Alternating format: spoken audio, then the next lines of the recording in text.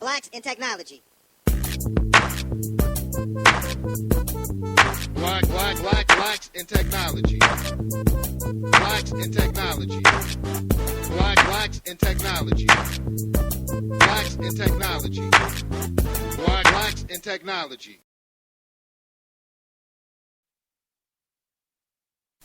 Good evening and welcome to the Blacks in Technology Bit Tech Talk podcast, the show where we talk to people of color who are engineers, innovators, educators, inventors, and entrepreneurs doing amazing things in the world of technology.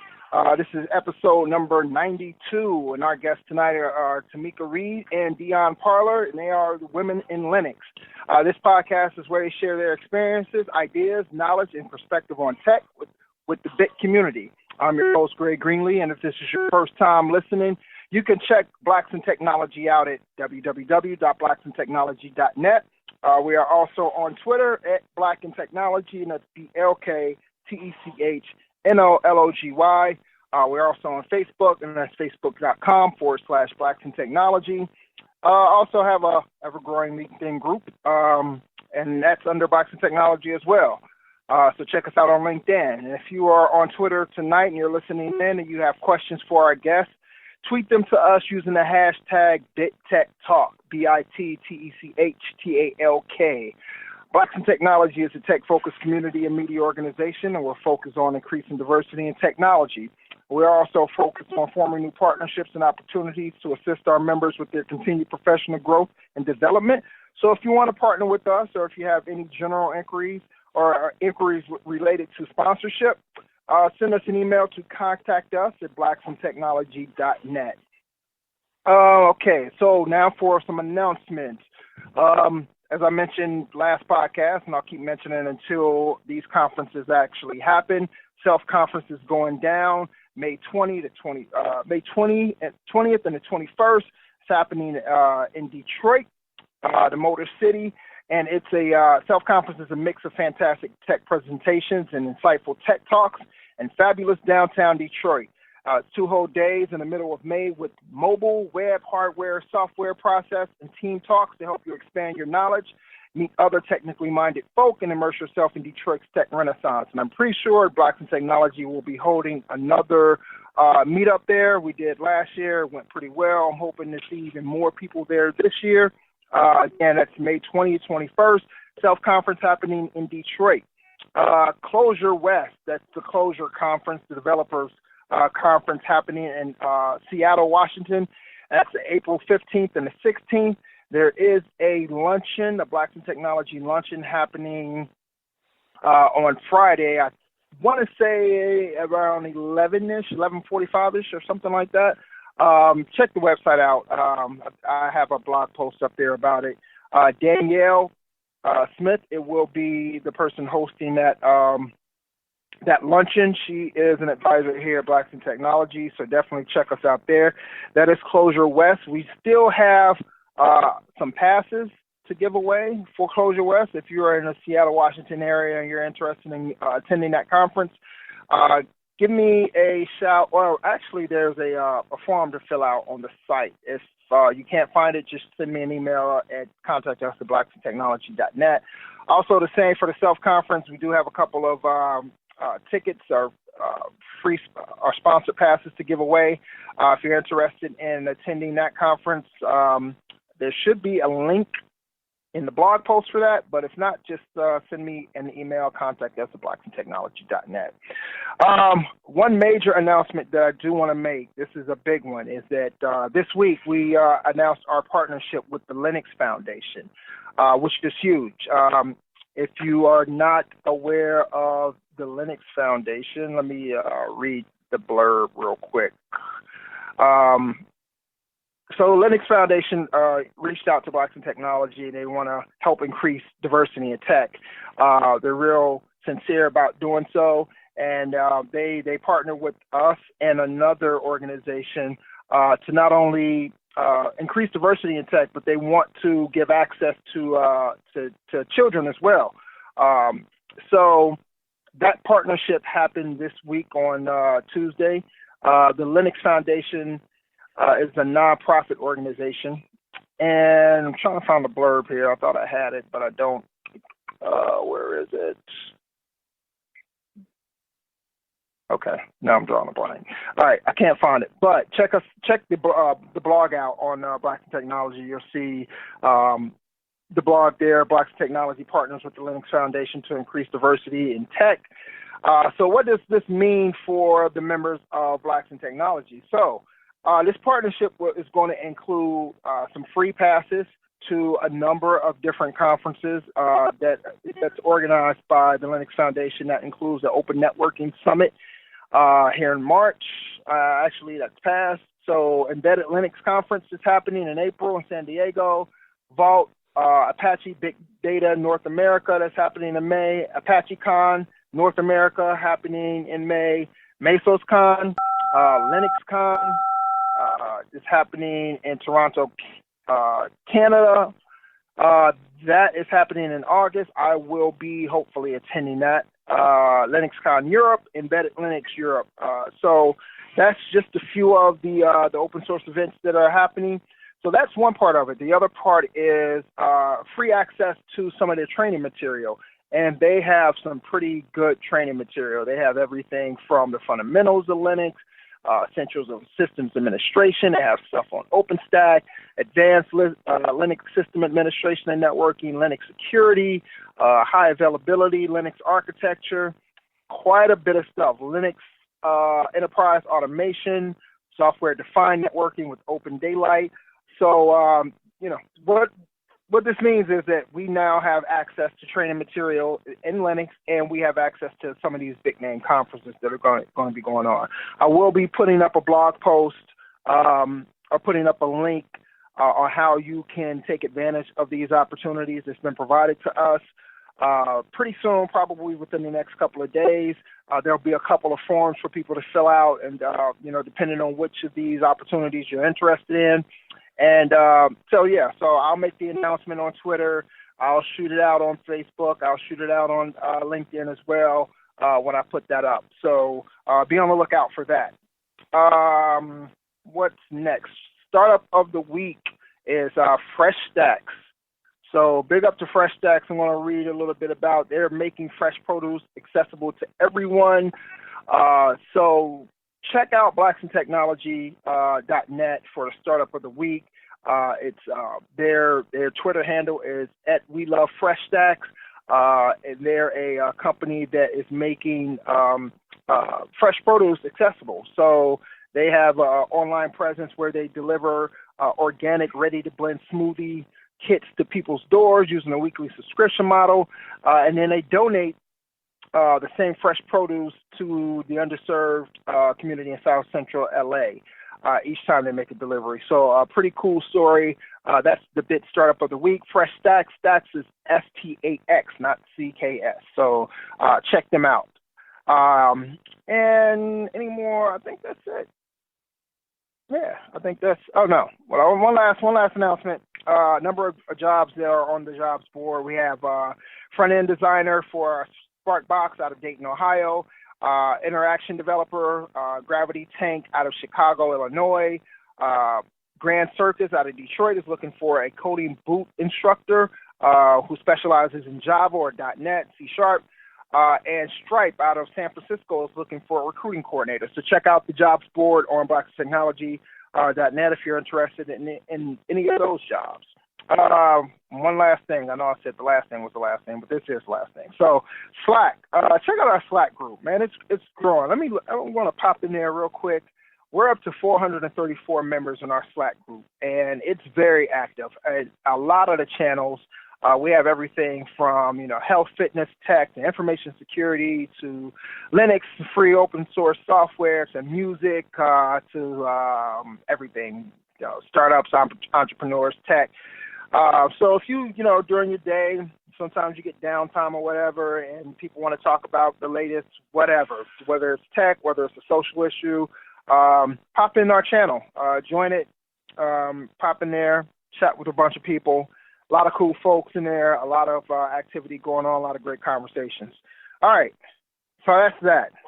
I took a little bit longer than what I thought, but we're getting to the meat of this podcast, and this podcast is Women in Linux.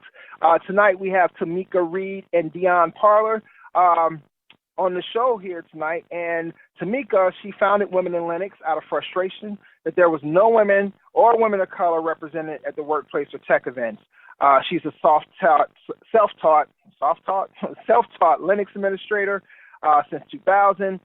She's provided countless hours to help people get started in Linux in conjunction with the NAACP. She's provided families with basic computer training and life skills and consulting to the Education Foundation on how to introduce Linux and other tech careers to Florida students. Dionne, she brings to Women in Linux over 15 years of progressive experience in operations that span multiple industries. She specializes in day-to-day project leadership, marketing, and sales, managing business systems to servicing multi-million-dollar sales pipeline. And she credits Tameika with exposing her to a career in tech.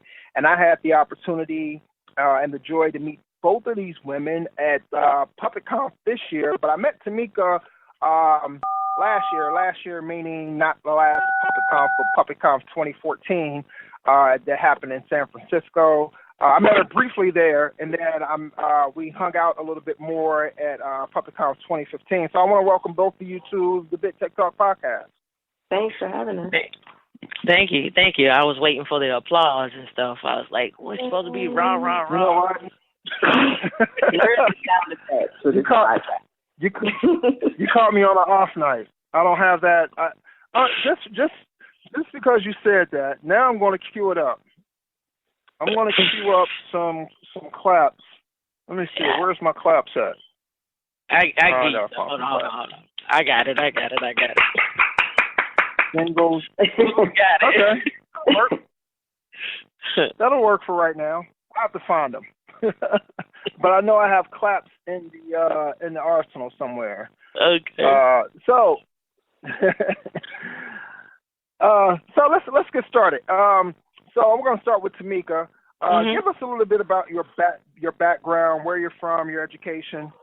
Okay. I'm originally from Atlanta, Georgia, Decatur to be exact, and I actually went to like 6 different schools because my husband at the time was military, so I ended up graduating from DeVry in Seattle. And from before I had graduated, I actually started my own Linux training back when I lived in Hawaii. So for a little background about me, I just went to this. I was in a Cisco class, and the guy said, "Hey, this looks like Linux," and I thought Cisco. If I learned this Linux, I would be good at Cisco. Didn't know, had no clue, and kind of just taught myself Linux from there. Okay. What about you, Tameika? I'm sorry, Dionne. Well, I grew up in San Francisco, California, Silicon Valley, and we didn't get any of that education coming up, which is amazing. I graduated from Clark Atlanta University in Atlanta, Georgia, with a degree in social work. Okay, so how did you get started in technology then, Dionne? Well, come to find out, I was always in technology. I was always trying to automate my clients' systems with cloud services like Google Apps for their infrastructure, something that was pretty easy to maintain and the price point was low. And it wasn't until Tameika brought it to my attention that I would be good in technology, and I was already doing it. It was something that I had been doing at least for the last, I can say 5 or 6 years. So I've always had an operational background, but it wasn't until they were like, okay, well, hey. Tameika was like, hey, well, you're in technology. And I was like, okay. She was like, no, let's get you doing some Linux. Hey. Nice. Go ahead. It's one of those things, like, for me, it's like, I've been doing it now for Linux for 16 years. And to have someone, come along and say, hey, I'm willing to learn here's a chance. So, you know, you take a chance. You're in it. You know how it is. If somebody's willing to take at least 2 hours out of their day to be a sponge, you know, you're going to run with it because you're like, I'm tired of being alone. Right. And we've talked about this before at conferences. We had discussions about you know, either mentoring or what. So have you had any experiences? And I know I have, with people who aren't actually, you know, who come to you and say, hey, I want to learn, and then all of a sudden they don't really put the effort in. And all the time. All the time. All the time. And I attribute that effort to, or lack of effort, I should say. I attribute that to a lack of not just commitment, because I think it's a little bit more than that, because I think sometimes when you're looking at it from a perspective of somebody who's going to school, or they're going to school for something, and then you expose them to something else, they kind of get overwhelmed. Right. So it's kind of like, it's a combination of things, I should say. It's a lack of commitment, a lack of uncertainty, and then on top of that, a lack of frustration. And so it's sometimes you have to kind of, you know, put it out there and see what the person is going to bite on. But in the end, if they never come back after you've made this gallant effort, you know, you just know that person just wasn't the one for you to try that with. It may be the next person. I don't ever give up, right, but it does get frustrating. Right. And what was it for you, Dionne, that actually kept you in it? What kept me in it was I wanted to learn something different. And, of course, my friend was a Lenox administrator, and she tried to teach me, and I just fell asleep on her, like, mouth open, fell asleep. Like, when a person that has been in it for so long tries to teach you, you know, it's just like she was talking way over my head, and I just lulled out on her on that. But we ended up finding, you know, just some different resources that she didn't have accessible to her, which was like the Lenox Academy and a couple of books and things of that nature. And right, for me, it was just like, okay, I'm doing it, and I'm listening to these videos, and they're self-paced, and they're easy to follow along, but it's not easy. Like, you have to want to learn it. You know, you right, have to want to stick it out. It is it's not something that you're going to learn overnight. And, you know, my biggest challenge was, okay, now that I know this, there was no doors opening up for me as far as getting an internship or getting a job doing Lenox, because you need real world experience, you know, right, to put this technology in action. So, and then also for me, I've been, you know, I'm a professional. I'm 40 years old, so it wasn't like I was a new college student.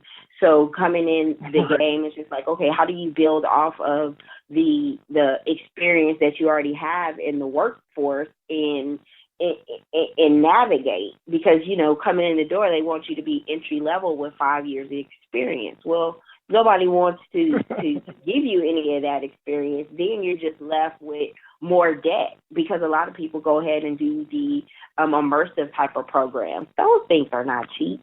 They're like $16,000 for you to spend not to have a job. Right. And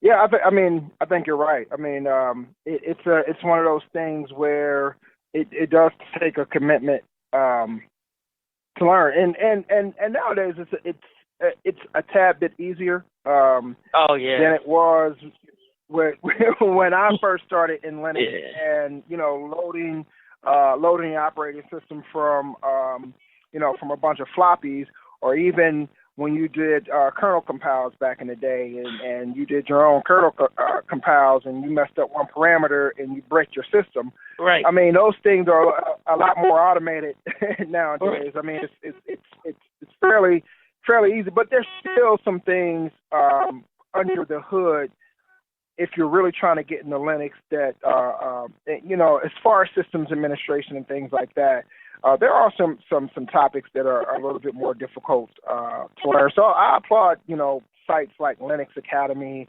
for what they're doing, because they do have that self-pay. I even use it still nowadays, and just to go over and keep certain things fresh in my mind. But it takes a commitment and a willingness to dive into something that's unfamiliar to you, because most people who start off in computers normally start off with the Windows platform, where everything is simple point and click. And then when you start doing things like, hey, here's the command line, and it's like, oh yeah, that's boring, or oh, why do I? Yeah, you can't really. Whatever. Where does this go? Where is the instant gratification? And then with some sites like the Linux Foundation, I took their course when it first came out through edX as well. But they assume that everybody that is coming to learn Linux is a natural-born tinkerer. It's that perception that all geeks, we have like glasses, pocket protectors, and we want to take apart the computer and just kind of learn it on our own, and we're going to figure it out. Well, a lot of people just don't have the time or the resources to figure it out, because it's self-paced. So everybody's not up at the same time. Everybody doesn't learn at the same pace. And it's just like you have like, oh, you should finish this in 8 hours. And it's just like, okay, it's been a week. Who do I go to figure it out? Luckily, the Google knows all things, but it's still like that frustration of like, okay, I need some help. Yeah, and then for me, my background was a little different. What I did to learn. The guy in my class, my Cisco class, was like, this is just like Linux. I bought a computer for him, a compact Presario for $72, and it had SUSE Linux on it. And I was like, man, how do I get on the internet now? Because I'm coming from a Windows world. And he was like, you need to figure that out. And I was like, man, it's kind of hard. You know what I mean? This is hardcore. Figure it out. I don't even know what I'm doing. So what I did is I looked online. I hopped back on my Windows box, and I figured out that Barnes & Nobles had Linux books. I went to Barnes & Nobles, and this is back when you could buy Linux off the shelf in Barnes & Nobles. And I went and I bought. I went and bought a Red Hat distribution off the shelf, and I went and bought 3 Linux books. And I went through the books, and I learned, and I installed Linux, and I taught myself, and I took out some paper, and I would write my notes down. And so, and I still had that binder as well, but I would write my notes down in a binder, and then I would take what I learned, because I ended up getting an internship in Linux, because the guy that interviewed me said, do you know Linux? I said, yeah, I know Linux real well. Well, I took some Linux classes at school. But those Linux classes at school were garbage. They were like, this is how you cat, this is how you run these commands. It had nothing to do with what I needed to know when I got to the job. When I got to the job, they were like, you need to recompile this kernel, you need to build us a driver, and you need to set up this network. I'm like, okay, the network I can do. Building a driver, I haven't built a driver. I just learned how to grep a file and join commands together. Like I don't know. So I dove off into what I didn't know, and I set up my own home lab. And I went on eBay and I bought, like 3 or 4 computers. I bought a whole Cisco stack. I got 2950s, I got some 1950s, and I got some routers. And I set up my own little network, because I was doing Cisco and Linux at the same time. And I was going to school. So I did all of that at home, and I would I would sit in a room at night and just try to figure it out. So when I got up and went to work, I wasn't so far behind. Wow. So here's what I grabbed out of there that I think is very important, that I always preach anytime I talk to students or whoever. I tell them to get there. If you're serious about getting into technology and you want to learn, you're not always going to learn everything you need to know, just by for instance, going to work or whatever, because there's things that, that people might do at work that they don't have time to, take out of their day and show you or teach you or whatever. Or there's things that they're going to expect you to know. And if you're not up to speed, you need to be able to go somewhere and get up to speed. So I always tell everybody to get your own lab. Set up your own network at home, install your own operating systems, break your own computers, fix them, do whatever, find stuff online that you want to do, build your web server, build your DNS server, build your file server, do all these things so that you know how these pieces fit together, and at least so you'll have the base understanding of what these things are, what they do, and how to administer them to a point, right? So, you can do as much as you want at home. It's more of a controlled environment. Things are going to look a little bit different when you're out in the wild or wherever. But the base of that is always going to be rooted in the fundamentals. So if you learn those things and you got something at home that you can tinker on. I mean, right now I still got 3 boxes, full tower boxes, and a rack of Cisco gear sitting on my face right now. And I mean, I probably always have that because, A, that's what I like doing. But B, there's going to be things that I come across at my job or whatever that I don't know, and I can't spend, the entire company time, or maybe even if I could spend that company time doing it, right? What if I don't complete it? That, I have to have somewhere where I can spend VMs up or do whatever and learn the stuff. So that people don't understand how huge that is. And, I run into people, who I talk to classes of students and things like that. And some of them, and this might be because of different situations or circumstances, but one of the things I like to drive home is it's like, hey, nowadays it doesn't cost that much to get you a couple of PCs, because you don't need much to run Linux anyhow, right? So go on Craigslist, get you a couple of PCs, $60, $50 a piece, right? And get your lab. Book, it'll take you a long way. The A+ certification book, I was like, I needed this from the start. It was like an aha moment, and it for me, it let me know how much I already knew as far as setting up a home network, what these wires do. It gave me like a technical name for it, because all it is the language. Right. These wires have purposes. You're like, oh, okay, it's blue now because of this. Oh, okay, great. I know this. And it makes you feel not as dumb. And see, I'm from the standpoint like the A+ book. Yeah, okay.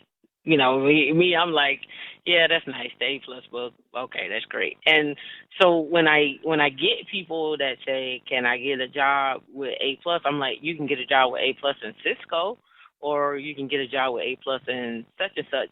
And I only say that because it depends on what your goal is. You can get a job and do help desk stuff, but how long are you going to do help desk stuff? How long do you want to be in the position? Because it's a pigeonhole position. You can work your way up, or you can learn something in conjunction with, so that it makes you more marketable, and it challenges you. So, I agree. I agree with the home lab. I'm still like a home lab person, but I also agree with doing the cloud stuff. Now, the other problem that you may get with doing like spinning up an instance on DigitalOcean or AWS or Rackspace is you don't really get the full blown setup of system administration unless you study how to network and do like a private network versus a public network, unless you've done all of that already and you're setting up your VMs in such a way. So then you can get that exposure then, but nevertheless, you can do that at home, and you could do that with containers, and you can do that with VMs and KVM and all of that. But I'm still a firm believer of grab a server, and rack it up and spin it up and blow a fan on it so it stay cool. Right. And, right. And go from there. Right. And just to kind of add on to the whole A+ discussion, I mean, I don't want to knock anybody who seeks the A+ because I think I started with the A+, and I think it's a good starting point for people that are brand new. But what I usually tell people when it comes to that is, depending on where you want to go in your tech career, use the A+ information for the knowledge, right? But seek higher certifications to actually get certified in. And what I mean by that is, it's okay for you to get the books and you learn the basics of, OS installation, hardware, things like that, things that the A+ teaches you about. Right. But those things cost money. Right. That's what, $250 a pop for each one of the A+ certification tests. Mm-hmm. So I'm like, hold on to your money, and get something that's going to make you a little bit more marketable and more sought after. So whether or not that's, the LPIC or the RECE or whatever, or even a Microsoft certification or whatever, do one of those, something that's going to make you, because A+ it is entry level. Well, and one of the things I don't like seeing is people who get into the entry level position and then just stay there. Stuck there. And here's where the big catcher is here, and they stay there. It's partly due to lack of exposure into what else could I do. And right. where else can I go? And so, that's kind of like why I think women in Linux is so important is because, okay, suppose you have a girl coming out of college and she programmed and she go program for 2 years and she realized, I don't want to program anymore. What else can I do? Well, right. you can make a transition and you can learn Puppet, and you can take your same developmental skills that you learned or developer skills that you learned and then apply that to doing system automation. Right. You can take that and you right. can say, okay, well, I can go write out an API in security because I've learned how to program, how to code. I learned my if-else statements, my functions and while loops and so forth and so on. And I've learned, inheritance and composition and, go from there and take that same knowledge and apply it somewhere else. But you wouldn't know that unless you got exposure to it. And so that's, for me, that's one of the biggest things about women in Linux and attending the conferences and networking and going to the meetups and, just hitting the ground. It's a grind. Don't get me wrong. It is a grind. Yeah. I have grinded for 16 years. However, I have learned a lot in those 16 years. I have learned that when I go into interviews, I probably know more than the person that's interviewing me. And I probably know more, right. You know what I mean? I know more, and these are not like, small interviews. I've interviewed all over the world, Booking.com in Amsterdam and so forth and so on. But however, I know that I come with being ready because I've studied it, and it's a constant study, and you have to keep your books constantly in rotation, dog-eared and highlighted. That's just what you have to do. But don't give up on doing that because the reward is great, and then sometimes is even greater. Yeah. So let me ask you this, Tameika, and I know you this. I mean, that's what this podcast is about. It's about Linux. So what do you in particular? What do you like about Linux, and why do you think it's important for other people to learn? I like Linux because I like the journey. Like I like to figure out why something doesn't work or get it to work, or I like being, more or less like kind of like behind the scenes. I like the infrastructure side of things. So for me, it's really a good feeling to see like, okay, man, I'm getting ready to build out this V cloud over here. I've taken this sand out of the box. I racked it. I zoned it. I hooked up the fiber channel. I got iSCSI going, and then I go from there. What's important about being in Linux to me is because I think it's a foundation to other things.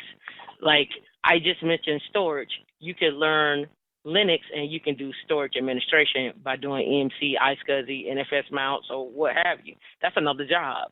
You can go into security. You can do development work. You can do it's so many other things, and you can do the same thing in Windows as well too. But for me, I like Linux because of the just the command line and the ground level, and it's something that I did on my own. So I take joy and I take pride in. I get excited about a new project, or how can I do this or make this automated. That's fun for me. Nice. And Dionne, so you've been more in the project leadership, a marketing, sales type of role. How has Linux assisted you in those positions? For me, it's given me a better understanding of what goes on the tech side, the nitty gritty, everything that Tameika just says. A lot of project managers, they come in and they never go to the technical team to find out what they're doing, how they've been doing it, and how long realistically will it take for us to change some things. And so it's given me a better understanding of what really goes on, so I can take it back to the stakeholders and give them realistic expectations, because the executives always want things how they want to do it, and it doesn't necessarily happen like that, and it causes a rift in between the two departments. So it helps me not to have to do all that back and forth. As far as the marketing, I have a better understanding about the products and how they work, because I can, build up a box and, upload and have I have like on my Mac right now, I have my Mac OS and I have a Linux box with my Windows on here. Like, how many people can say they can do that and know what it takes to do that? So as far as like marketing products, to everyday users and make it obtainable for them, it's made my understanding so much greater. And as far as the sales, I think these products they sell themselves. One of the big things about Linux is Linux runs everything. And when you tell people that Linux is running their cell phones, and when they turn it off and reboot it and all those commands that come across their screen, that's Linux. Your watch, your smartwatches is run on Linux. Your refrigerators, all of these things, your cars are embedded Linux, and you bring it to them where it's their everyday lives, they get interested. And I think that's what Linux has done for me. It has made me be able to explain the things in the simplest of terms to help expose people to the technology.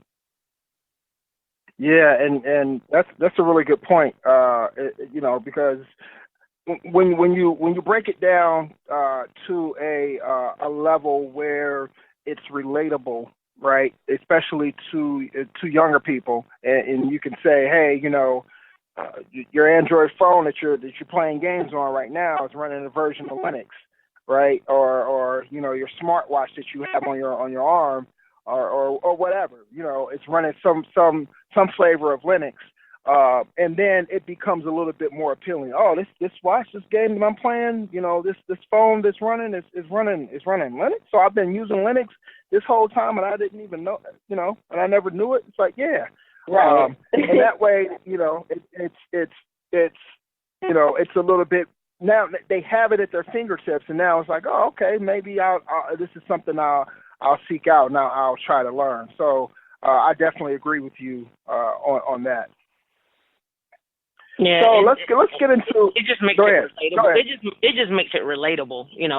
That was the thing Right. that was missing for me when I started out. I didn't have nothing to relate to it other than Cisco networking. So, but now you think Right. about where Linux is, where it was, and where it came from joining sites like Just for Newbies or Just for Linux, or posting your question on a forum and somebody chewing you out because you didn't post your question right and all of that, and the etiquette, you didn't have the proper etiquette, the proper question etiquette when you pose your question. You're like, I just want to solve the problem. I don't want no beef. Please don't be. I just want some help, please. Right. Yeah. Yeah, it you know what, and that's what's great about organizations like yours is that just having that support system for women is huge, right? Because, and you probably can attest to this as well, coming up in Lenox, it was a little bit harder. And not to sound like, the old guy in the room and, hey, we had to walk uphill both ways in the freezing snow, but it was a little bit more difficult, right? It was a little bit more difficult back then. And not just from a support standpoint, but also, the operating system itself was a little bit more cumbersome to get installed and get up and running and things like that. Right.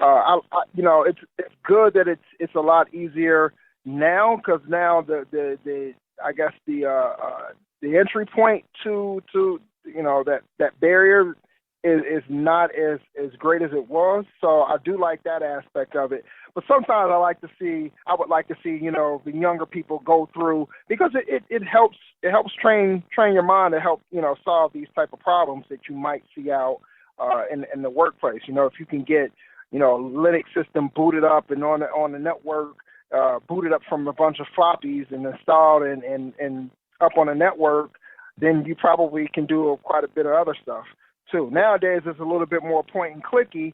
We're getting, these distros installed, and it's more like Windows than anything. But I still like, being able to, do a lot of things on the command line that in Linux, and being able to solve issues that way. So there's still that part that I like.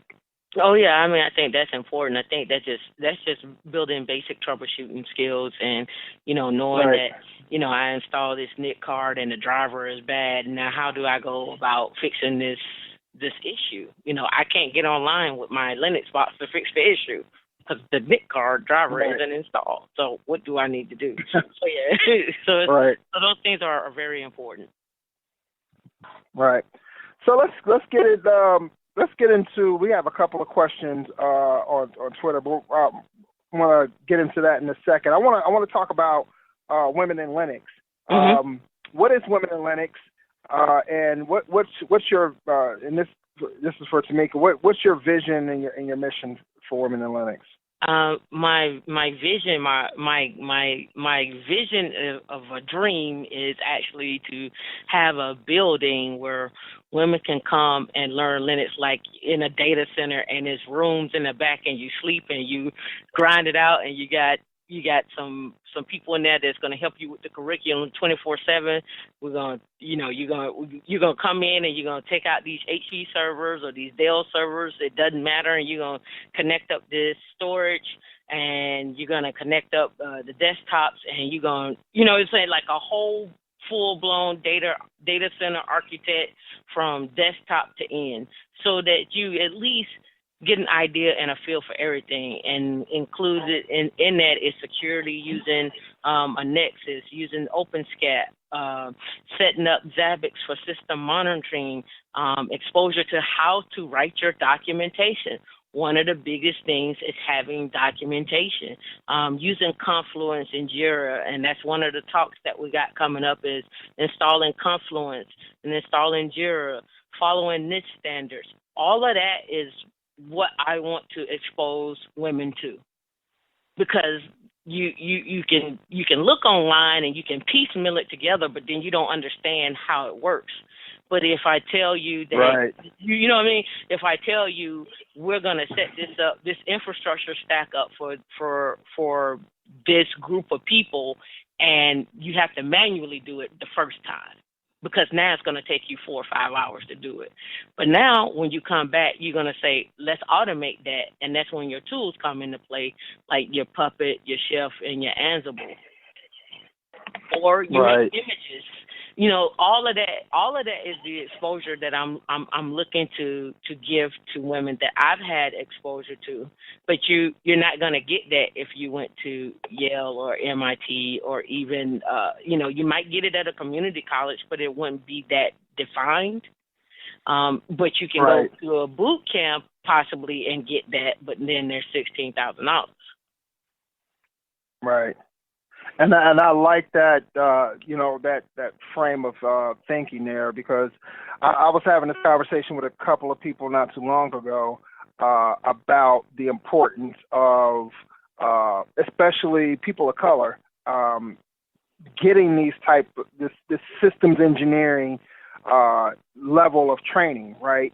Because what I see going on, and maybe this is the engineering in me, I don't know, but what I see going on is either people are entry level, right? Mm-hmm. And they're, there's this, there's training for getting into technology. So they'll take people through A+ certification training. So I know a lot of boot camps that are like that. They're like 8 weeks, right? And then on the other end, there's coding, right? Mm-hmm. Right. Coding boot camps. Mm-hmm. But what's in between that? Right. I don't see anything that's in between, except for things that you might find online. But I'm talking about, in person, working with the equipment and things like that. Working with the equipment. And I would love. That's what I'm. And I would love to see that. Yeah, I want to partner with EMC. I want. Hey, CDW, give me some servers. I don't care how old they are, except for the 80s or the 90s, but 2000. But give me something to build out the curriculum where you can physically touch the hardware, because the point I'm making here is not everybody has $100,000 budget when you step on the scene as a sysadmin. You may step on the scene as a sysadmin into a small company, and especially if it's a startup and they don't have it. So they may have their stuff up in the cloud. However, even if they have their stuff up in the cloud, you still need to understand how to secure it. You still need to understand how to set up a HA proxy. You still need to understand how to set up your networking, your firewall rules. All of that still plays. All of that is still there, and it's still needed. It's still building out your infrastructure. So basically, you're building out an infrastructure on somebody else's infrastructure, which is AWS or DigitalOcean or whoever you choose.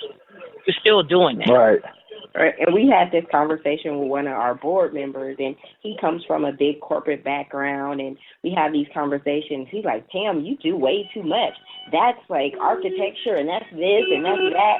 And we're like, all companies are not millions and millions of dollars of budget. Like, the sysadmin is the everything go-to person. And he switched his lanes a little bit, and he had to come back to us, and he was like, you're so right. They want me to do everything, and I have to brush up on all of these technologies and these things that I haven't used in years. Right. Skill set. And so, they don't tell you, but if you want, they're pushing, a lot of entrepreneurs. You go work for these startups and things like this. When you go work for a startup, you have to wear multiple hats. They're expecting you to wear multiple hats. Exactly. No matter what position you're in, a project manager is going to be in sales. It's going to be in marketing. The CEO is going to be doing networking and infrastructure stuff. Like, you got to get ready. Right. And the thing that I see, especially when it comes to, people within our community, is I want to see more, and the whole, wanting to get more Black people to become entrepreneurs and things like that. I'm cool with that. I'm cool with any way that we can get. But the reality of it is, not everybody's going to be able to do that. Not everybody is going to do that. And not everybody wants to do it. Right. I mean, being an entrepreneur is tough, right? Hard work. So I would love to see more, engineers, and I would love to see a good curriculum that's geared towards that. And right now, like I said, I don't see it on that level, right? I see it on opposite ends of the spectrum, either super entry level stuff, or like I said, it's coding, and not a lot of the systems engineering, the infrastructure, the automation, that type of thing. I would love to see a lot more of, and I come across quite a bit, because we have the LinkedIn group, and we have a lot of people in the LinkedIn group, like over 2,500. And I would love to see more, just within that group, more systems engineers and more infrastructure engineers, more Linux engineers in that group as well. So I think it's needed. So It was something. It's been a passion project for me. It was something I always wanted to do. Like, I've been doing it for 16 years, and I never met another woman until I went to the Red Hat conference last year, and she was the first Black woman I ever met, and she was the first woman I ever met. So wow. It's like one of those things. Like, I hear it all the time. You're the unicorn, and it's not that I'm the unicorn. It's just, I'm just me. I'm not a unicorn, and I don't want to be a unicorn. Like, I want everyone to eat. I want everyone to be happy and be able to travel the world and hit up conferences and have somebody support them or what have you. I want everyone to eat, and this is how I know you can eat. I know it works. I've been doing it for 16 years. I know it works. I get emails all the time. I got an email the other day for someone to be to come work in Puppet remotely, making $100 an hour. And I have no one to give that job to. I have nobody to give that job to. Why? Why don't I have someone to give that job to? And the Puppet cert is only $200 to get certified after you know. So it's just like, we always talk about, cultivating the area. For us, we are in the Tampa Bay area, and a lot of companies that we see, they go to the DC to go and recruit. And it's just like, okay, we have UF here. We got, so many schools, the University of Tampa, the Gators, the Seminoles, all of these places. The HBCUs, we got Bethune-Cookman, we got FAMU here, and FAM has an engineering program, and they are not even going to the schools in their backyard, because Florida, for those who don't know, most of your big defense contractors are out of Florida on both coasts.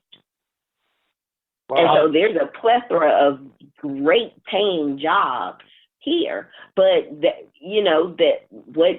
what all of the initiatives, and there's nothing wrong with coding, nothing. You need to know some code, period, point blank. But when all the initiatives are coding, and when you don't have a coding mind, or you're tired of coding, what do you do? What can you do?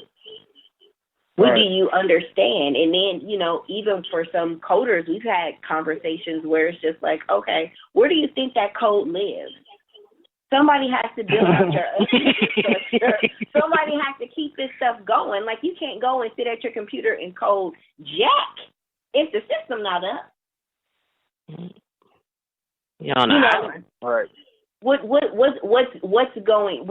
on? And it's just like, the stock market, they tell you to invest in what you use every day, but the stock market is bigger than Walmart. It's bigger than McDonald's. It's bigger than that type of stuff. And it's just like, it's that, we call it the technology pie. They offer you, the code, and I always say, The code is the workforce. Google is driven by code. It needs coders. So these big companies, and it's hip, it's cute to work for Google. You get Google on your resume, you can go speak and talk and do all that other type of stuff. But it pigeonholes you because money. I mean, people don't know. The average coder in California at Google is making $60. They capped it, but they give you all the cute perks. Okay, you gave me some free lunch. I'm going on this segue around the campus. It's cute. But what happens when you want to start a family? What happens when you want to move off the campus? What happens when you want to have a life outside of this system here? Right. What happens? So let me ask, what initiatives do you all have in place to get more women into Linux? What are you guys doing? So we have meetups every week. We actually do virtual meetups. You don't have to be on this coast. Okay. We do virtual meetups every Wednesday. Yes. And I do in-person meetups as well. Also doing some speaking engagements, linking up with Microsoft. I'm building my own curriculum. I'm writing the curriculum from scratch and doing all the installs and the whole nine.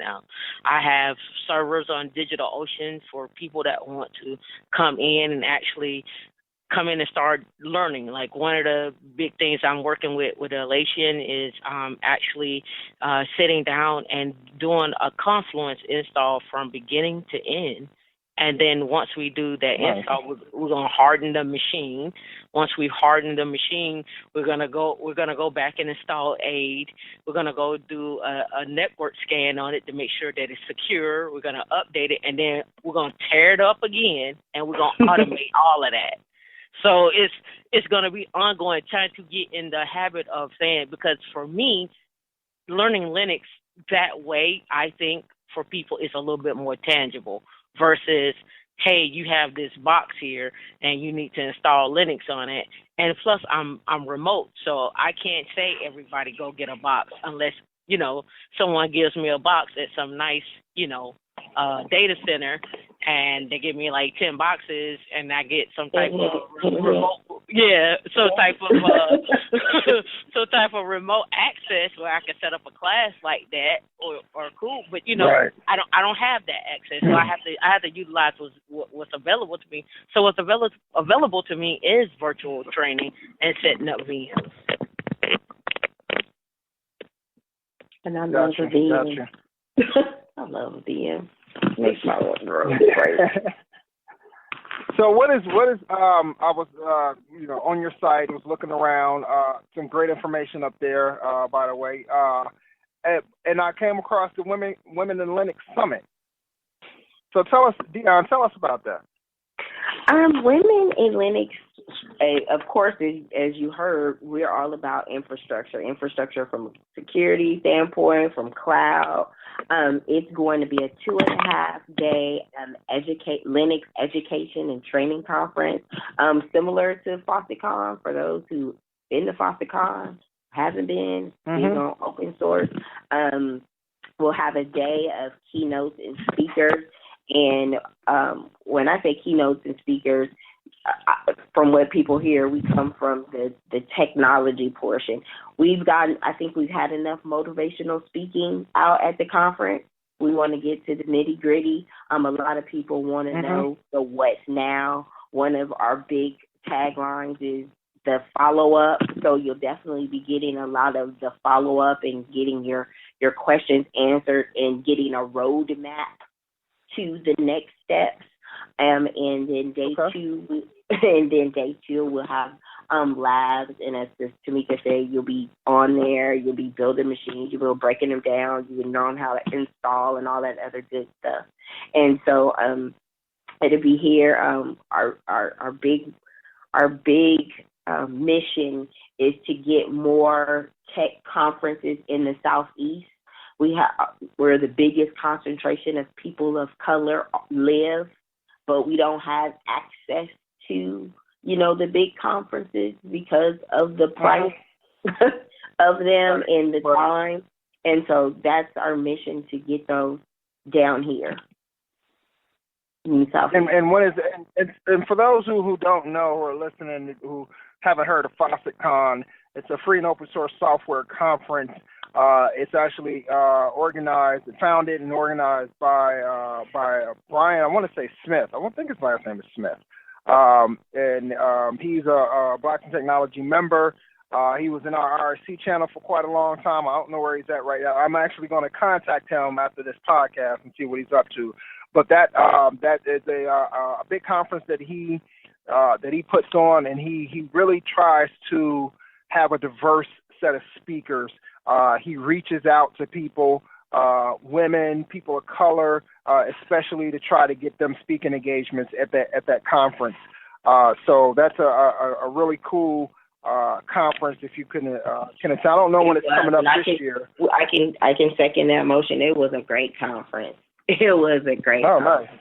It was. Hopefully I can get to the next one. But when is the Women in Linux Summit happening? Our target date is August 19th through the 22nd here in the St. Petersburg area. And so be looking out on our website, checking with us to see when what our location will be. But that is our TBD date. And to add to all of that as well too, if there are any female speakers out there in technology that do security, I know I follow a lot of people. I've reached out, but if you want to speak on security of containers, how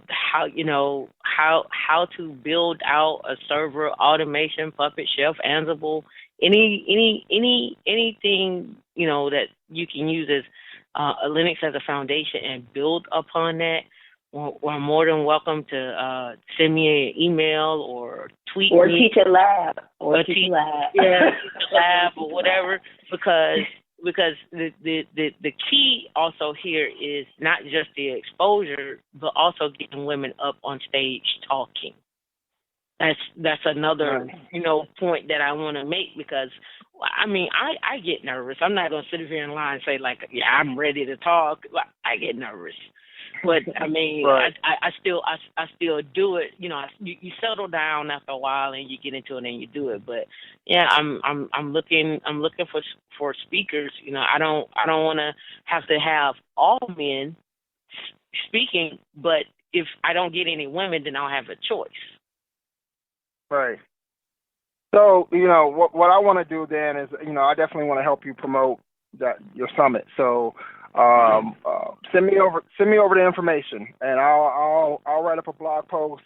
I'll post it. I'll tweet it out, and I'll try to do whatever I can to direct people to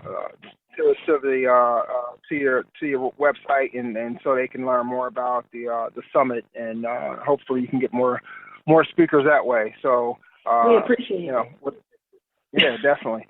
So how can others support? Tameika, if somebody else wanted to support your organization, what are some ways that they can do that? Well, we're looking for support for anything. If somebody want to help curriculum, they can email me at womeninlinux.com. That we'll both get that. If you just want to just know more, and put it like this: if you're stuck at work on a problem and you need help, you can email me. I try to help you out. Okay. I understand what it feels like to be stuck and you don't have anyone to call on. Oh my God, my system is at the grow up prompt. What do I do? Reinstall it? Just anything that that you could think of that you can help out with in terms of curriculum, speaking engagements, just getting the word out. Like if you want us to come to your area and do an install, or if you want to do something with Women in Linux, like you may want to teach a class virtually. I'm all game. I'm all for it. Yeah, we're looking for partnerships in founding sponsors, in kind, community partners. With our curriculum, we're looking for local companies that have IT departments that are looking to host 3-month internships for women. So when they come out of our curriculum, they can get some real world experience. We think that's really, really important. Really, really important to get in there after you take the class, because I know from experience you can do all of that training, and if you don't have anything to work on, you don't use it, you'll lose it. Right. Okay. And so what's next for Women in Lenox? We talked about the summit that's coming up, but what other things are you all going to be doing? So I have a couple of speaking engagements coming up for women in Lenox and getting more women into technology in general, but more so for women in Lenox.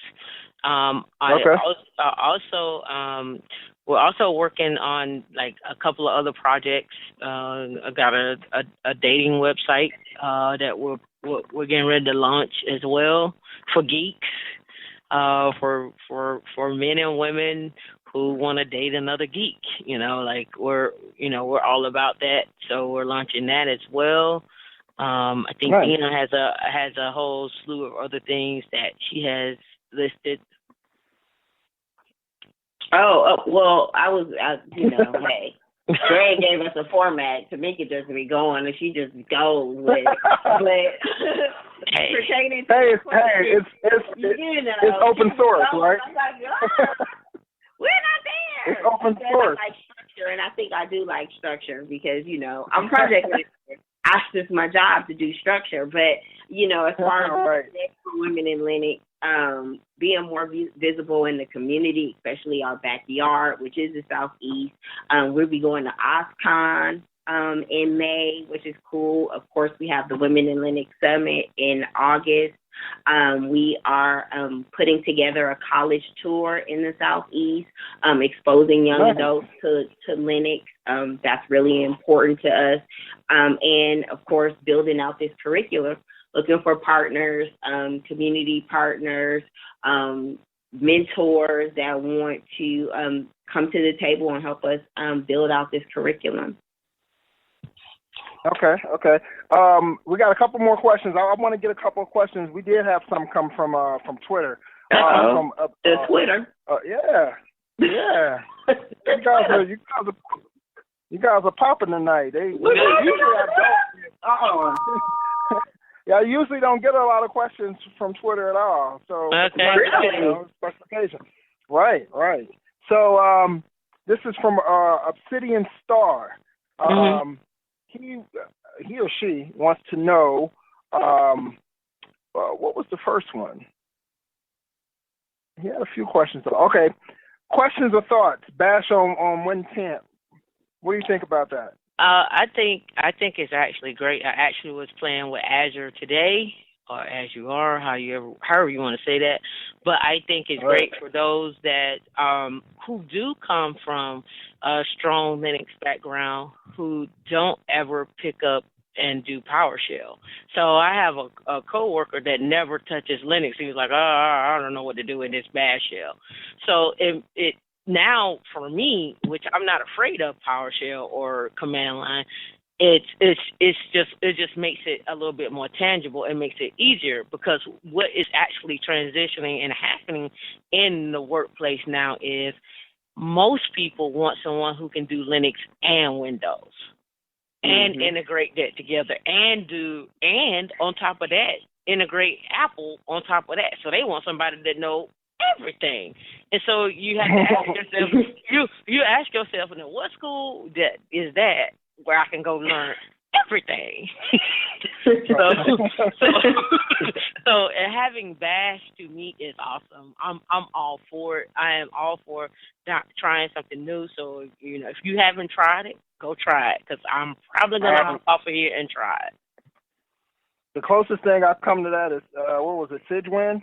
Mm-hmm. Probably the closest thing. But Right. I guess I'll throw it in a VM and see what it's all about. Right. I haven't read too much up on it yet, Mm-hmm. so I'll tinker around with it. So what's another question from the same person, Obsidian Star? The best flavor of Linux for a newbie. Well, somebody is probably going to tell you Ubuntu. I've just grown up off of Red Hat, but then there's Arch Linux, there's Linux Mint. If you're hardcore, somebody's probably going to tell you you're not a true administrator until you install Slackware and build your own box out. You know what I mean? Like, so it's going to tell you, right.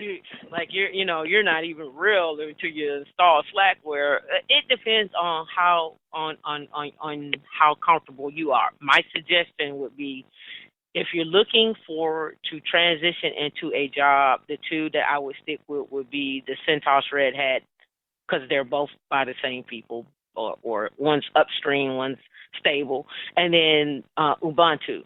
If you're looking for something for a laptop and you want to make sure everything works, Ubuntu is probably your better bet, or Fedora. If you just want to play around and you have never, ever really played with Linux before and you just want to see how it works, I would suggest maybe SUSE Linux or Gentoo. Because what that gives you with the Gentoo and the SUSE Linux is just, okay, I've learned pretty much a Debian base here, and you go from there, and then you make the transition into Ubuntu, and then when you get over to Red Hat or CentOS or Fedora, you're like, oh, this is a little different. However, it's still Linux. It's just some commands have changed from what you were probably currently using. So, those are my top 6. I am sure someone is going to dispute that, but those are my top 6. I definitely agree. I started out with Debian. That was a friend of mine who was a huge InfoSec guy actually helped me out with a Pixie boot of Debian, and that was my first introduction into Linux. And then I did some installs of Red Hat. I even messed around with Mandrake Linux once. Mm-hmm. And then I used Debian on my laptop for a long time. That's all I would install. I never installed anything else differently up until a couple of years ago, where I installed Ubuntu. Mm-hmm. But everything I do at work is CentOS or Red Hat. So you're right. Depending on where you want to go with that. I definitely suggest CentOS or CentOS, however you want to pronounce that, and Red Hat, because that's what a lot of enterprises are definitely running. Mm-hmm. So taking it from a newbie, I got thrown on Red Hat. Okay. That was good. I would have to do Red Hat. So for newbies, start with GUI or start with the CLI? You gotta go command line. All right. She's so proud of me. She is. She's so proud of me. I do things and it's just awe and amazing. And she didn't say, I was like, out of her 16 years, I'm like I am the only friend that was interested in technology that stuck with it. This is where you cue your claps. Hold on. So for me, because I was a Windows user, and so you get used to looking at the GUI, and if people don't know, it's the graphical user interface where all the pretty stuff, the point and click. So you can't learn Linux and still be in the point and click. And so I tell everybody, I said at one point we were all using command line because you have to do Control P to print. So you have to strip all of that away, and as you learn, you can start installing, a GUI and things of that nature so that you can see it. But I like the command line, and I go, to it every once in a while. But in order to be like a real Linux person, you got to do command line. Right. And recently, I just actually, so I got a new job. So anyhow, congratulations. So thank you. I'm on a Mac now. So that's been pretty cool to transition. It's cool to have this real cool, GUI, and then switch over to a command prompt in its bash, and not the regular Linux command prompt, and then be able to not Linux but Windows command prompt, and be able to do all these commands in the bash shell that I'm used to doing, and I'm doing it on something that has all these pretty graphics and things like that. So it actually hasn't been as hard as I thought, the transition, because my main desktop in my last job was Windows, so when I got the new job, the director asked me if I wanted a Dell or if I wanted a Mac, and I asked for his recommendation, and he said use a Mac. It might take you about a month to really get acclimated to it, and within a few days, I was just like, where have you been all my life? Right. Yeah, I like it. There's a few things that I'm kind of like, but I'm, and it's mainly probably because of ignorance of where I don't know where everything is at yet. But I'm starting to like it a lot more every day. So. Well, I'm in love with mine. I went down kicking and screaming as well, because most of I did. I was like, no, I don't want that. And like, no, I don't want to have to relearn anything. And right. I love my Mac, and it goes down in the VM. I went and got me a little Windows box on my Mac, because most of my clients, they use, even though I have Office for Mac, it doesn't come with Publisher. So, I had to go build a VM and put Office on there and Windows, and she was so proud of me, because I was like, I can do it by myself. I can do it myself. I go over, but see, I can do it by myself. But still, even transitioning on, my laptop from the commands and stuff, I crack myself up, because they call me keyboard banger, because I'm always I'm always working. No, because she's always tearing that keyboard up. I be in it. I be in it, boy. I be in it. It's a good thing that you have a Mac, because those things are definitely built pretty sturdy. Aren't they? It's the best. It is the best. I was like, I'm in it to win it, always. Okay. So, before we get out of here, how can people get more information about Women in Linux, and how can they contact you? I'll start with you, Tameika. Women at womeninlinux.com. You can also go by the site at womeninlinux.com. You can go to Meetup. I think we just have one in the Southeast. Womeninlinux.com. Right. for Meetup at Women in Linux. The Twitter is Twitter, LinkedIn, Facebook. All of at Women in Linux. Everything you could possibly think of. We're on Slack as well. So nice. We're kind of much everywhere. I even think I made a Pinterest and an Instagram. Hey, it goes down. Goes down in the DM. You gotta have your presence felt. You gotta have your presence felt online. Hey, yeah. What's funny is that I was so surprised that domain had not been taken. I'm thinking, Women in Linux. It sounds like it would be pretty common, and I thought it would be somebody would have already snatched it up and taken. We did. It's good that. So what has happened was when I started, it's still up. It was somebody wasn't maintaining it, but it was Linux Chicks, and Linux Chicks was around for a very long time, and the site went dormant probably a good 7, maybe 8 years, if not longer. And just recently here, year and a half or so, it's been revitalized, and they're using Drupal, and they brought it back. But I'm not sure who's maintaining that. That site has been, but that site has been around probably around, I want to say 2005 maybe. So it's been around a while. But I mean, I don't know who those people are.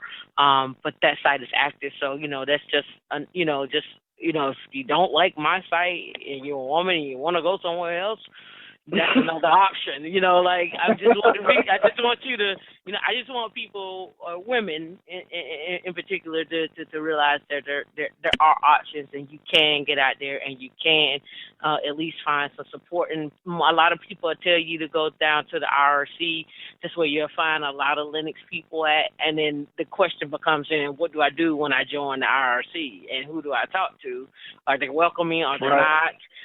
So it's kind of one of those things. Like, and we will be launching. We will be launching kids in Linux in the future, and we have Black men in Linux and some other good stuff. She's already told you about 50/50 Geek, our online social and interactive dating site, and we'll be having a lot of good stuff coming out of the Women in Linux fold. We'll definitely keep Blacks in Technology in the loop, because I tell a lot of the guests who come on here, whatever I can do, however I can promote you, let me know. That's what this is about for me. Anyhow, is it's establishing these type of relationships and building a community. I think what you all are doing is great. And the reason why I brought up the whole womenlinux.com is because it's great that you all got the domain, but to me it was also kind of sad, because I thought that somebody would have come along earlier and already had something like this going. And so, it's kind of, I guess it's kind of bittersweet. It's great that you all have it, and you guys are expanding on Women in Linux and doing some wonderful things. And it's definitely overdue. So I'm glad you all are doing what's necessary. So again, hit me up, keep me in the loop.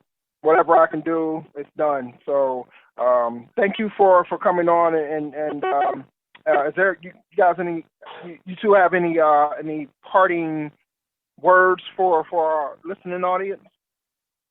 Tameika's good with the closers. What you got, Tameika? The keyboard bringer word I have is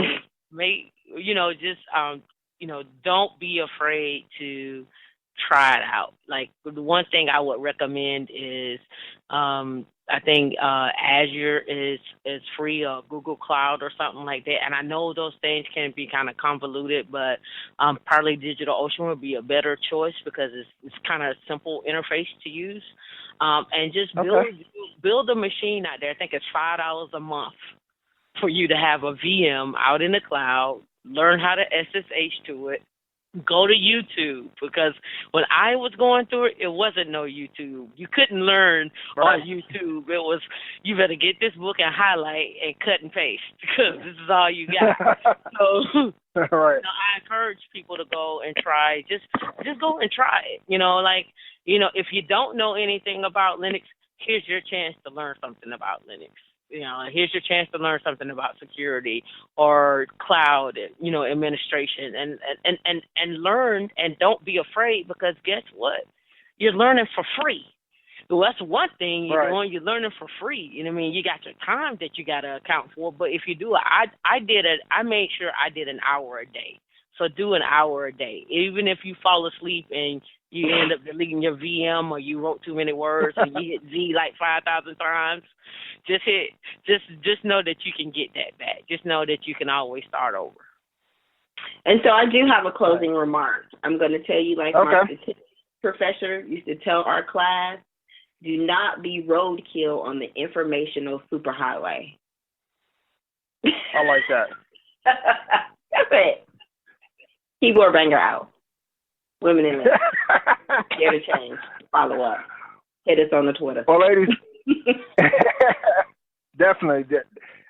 I had a great time tonight. This is great. I definitely wish you all the best of luck in everything that you do. Like I said, keep me informed, keep me in the loop, and hopefully, and you know what?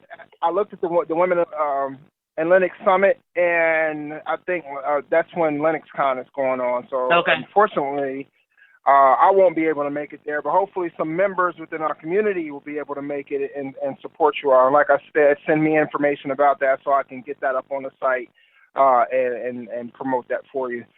So thanks a lot for joining me tonight. Thanks for having us. We really appreciate it. I hope everybody got something out of it.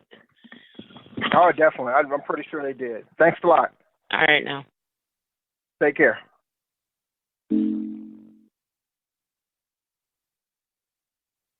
And that is it for this episode of the Blacks in Technology Bit Tech Talk podcast. I want to thank all of our guests, Tameika Reed and Dionne Parler of the Women in Lenox organization.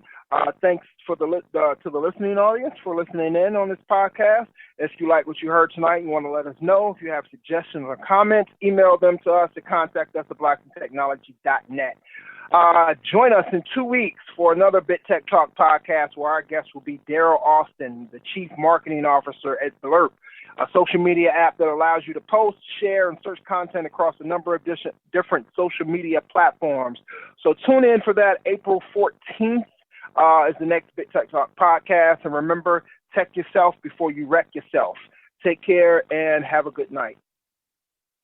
Blacks in Technology. Blacks in technology. Blacks in technology. Blacks in technology. Blacks in technology. Blacks in technology.